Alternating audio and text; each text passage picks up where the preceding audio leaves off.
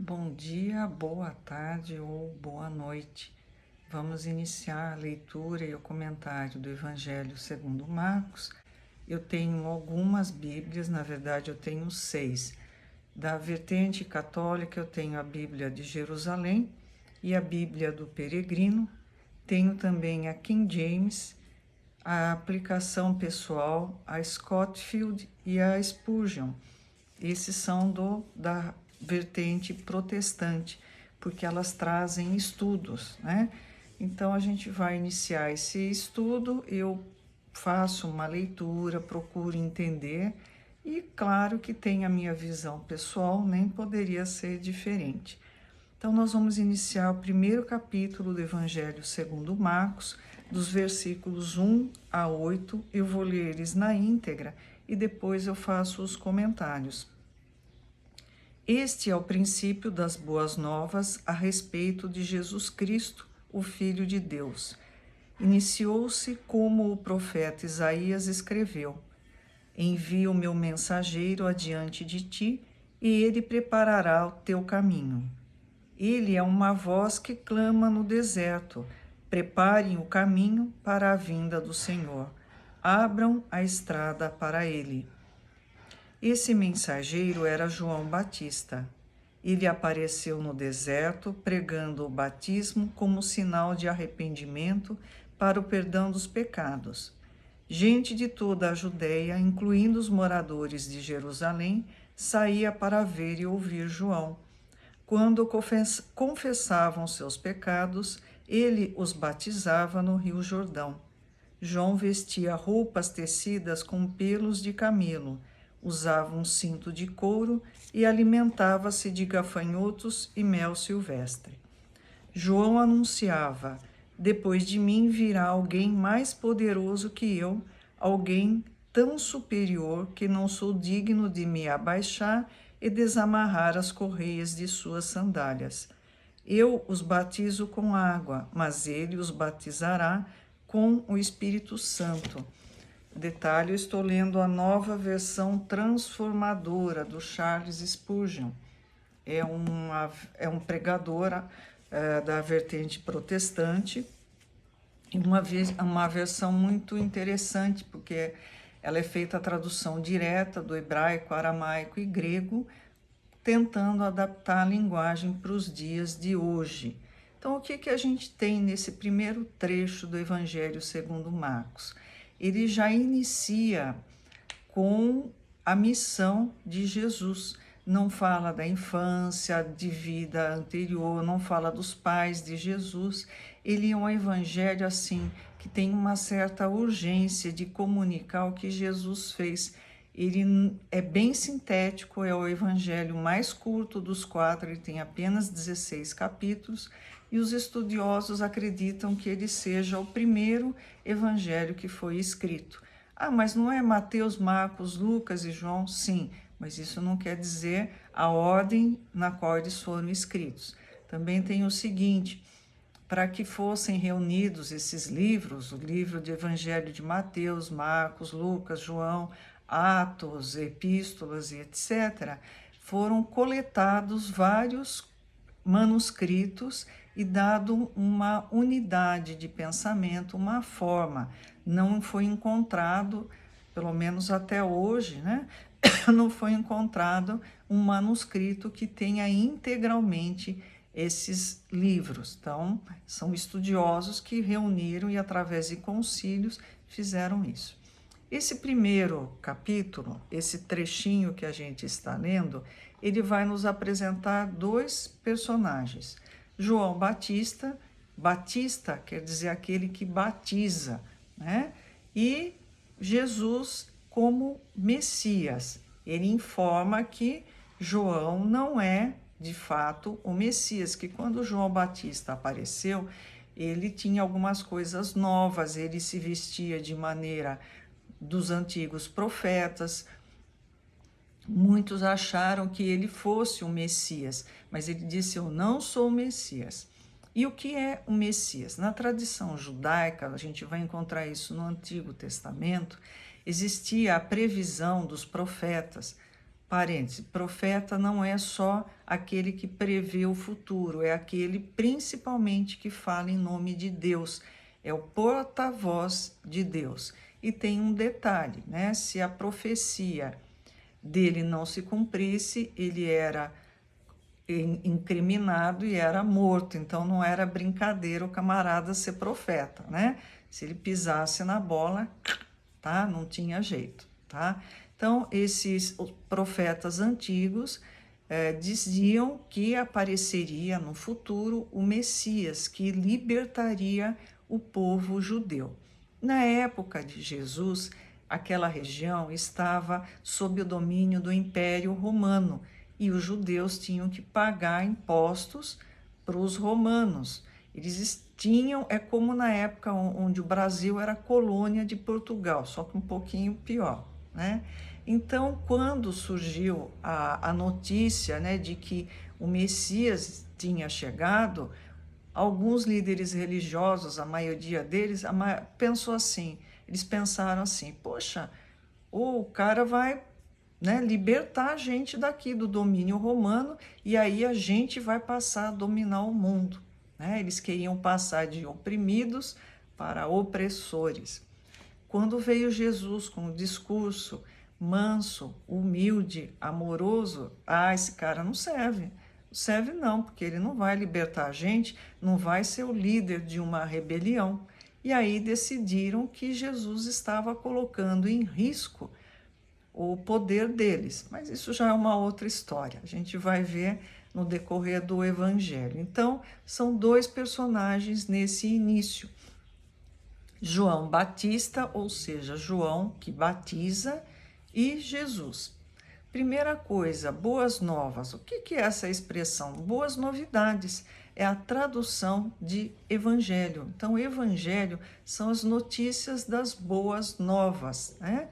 E nós temos assim, este é o princípio das boas novas a respeito de Jesus Cristo, o Filho de Deus. Jesus era o nome de Jesus, Cristo, né? Cristo em grego e Messias em hebraico. Qual é o significado? Cristo e Messias têm o mesmo significado, que é ungido, ou seja, aquele que foi escolhido para ser rei. E filhos de Deus, por quê? Porque o Messias era o Filho de Deus. Era com esse termo que os antigos profetas se referiam ao Messias que viria. No segundo versículo, o profeta Isaías disse: envio o meu mensageiro adiante de ti, e ele preparará teu caminho. Nós vamos encontrar no livro de Isaías, o capítulo 40, versículo 3. Ou também em Malaquias, capítulo 3, versículo 1. Existem vários profetas no Antigo Testamento, alguns são os profetas maiores e outros são os profetas menores. Os profetas maiores não são os mais altos nem os melhores, eles são simplesmente os que têm livros mais extensos. E os profetas menores não são menos importantes ou baixinhos, são aqueles que têm livros menores. Então, toda vez que um autor principalmente na época de Jesus, citava um profeta, se ele citasse o profeta maior, não havia necessidade de ele citar o profeta menor, por isso que ele diz que é o profeta Isaías. Então, eles fundamentam a argumentação deles nos profetas antigos. Então, Isaías tinha dito que viria alguém antes do Messias e que anunciará, vai preparar o caminho. No versículo 3 nós temos: ele é uma voz que clama no deserto, preparem o caminho para a vinda do Senhor, abram a estrada para ele.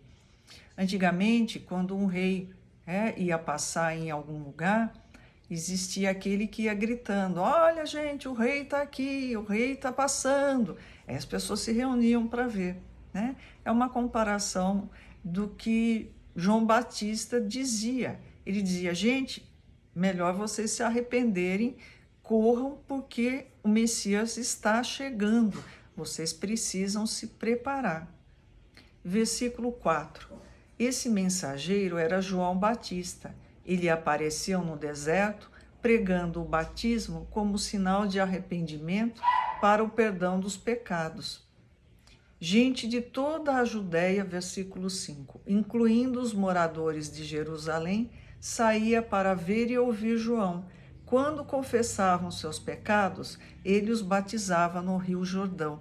O batismo quer dizer imersão, ou seja, a pessoa era colocada na água como uma metáfora do renascimento dela. Só que tinha um detalhe, o camaradinha não tinha simplesmente, eu quero ser batizado, eu vou mudar. Não, ele tinha na frente de todo mundo confessar seus pecados, dizer eu fiz isso, fiz aquilo outro, pisei na bola e contar para todo mundo os pecados dele. Aí João dizia, você fez tudo isso, você se arrepende? Me arrependo, então você vai ser batizado, né? Só um detalhe, pecado no sentido hebraico é você se desviar do rumo, né? Que rumo é esse? É o rumo que Deus quer para você. Então, esse é o sentido de pecado. Quando você comete um pecado, não basta dizer, foi mal, viu? Eu errei. Você tem que não fazer mais e reverter o dano causado por essa sua atitude. A gente precisa pensar a respeito disso. Versículo 6. João vestia roupas tecidas com pelos de camelo, usava um cinto de couro e alimentava-se de gafanhotos e mel silvestre. Então ele era o básico do básico, ele se dedicava 100% à vida espiritual, à vida material, ele não dava muito valor, não. Comia gafanhoto, mel, né? A roupa dele era com cinto amarrado, né? Para prender, eu não estava nem aí com a moda. Versículo 7. João anunciava, depois de mim virá alguém mais poderoso que eu, alguém tão superior que não sou digno de me abaixar e desamarrar as correias de suas sandálias. Jesus usava sandália? Usava sim. Na época de Jesus, os sapatos eram bem toscos, era uma placa com umas correias que amarravam essa placa na perna da pessoa. Então, João Batista diz assim, olha gente, eu não sou o Messias não, aquele que está chegando, ele é tão poderoso, tão importante, que eu não sirvo mais nem para desamarrar o sapato dele, né? Então, João mostra que, de fato, ele tinha plena consciência do seu papel. Ele sabia que ele era aquele que anunciava a vinda do Messias. Versículo 8. Eu os batizo com água, mas ele os batizará com o Espírito Santo. Né? Esse é importante. Jesus vai trazer o batismo autêntico, não da água que limpa, mas do Espírito Santo que vivifica e consagra. Então nós temos uma apresentação assim impactante desse evangelho. É um evangelho curto, mas muito importante. Ele vai nos apresentar a cena que vai se desenrolar. Ele apresenta João Batista, que está anunciando a vinda do Messias. Cristo ou Messias é igual ungido, né? Aquele que recebeu o óleo, simbolizando que ele tinha sido escolhido para se tornar o rei. Né? Alguém pode estar pensando, poxa, o primeiro evangelho não é de Mateus? E por que ela não começou pelo evangelho de Mateus? Porque eu já fiz esse trabalho no Facebook. Todo o evangelho de Mateus, toda terça-feira à noite eu entrava ao vivo no Facebook e fazia comentário do evangelho de Mateus. Demorou maior tempão, acho que foram mais de 2 anos, né? E tem isso no Facebook. Quem quiser, procura no Facebook Templo Espírita da Fraternidade. Eu vou pedir que vocês se inscrevam no canal e ativem a configuração para receberem notificações de quando os vídeos foram postados. Que Jesus nos abençoe, nos ampare e nos ilumine hoje e sempre. Muito obrigada.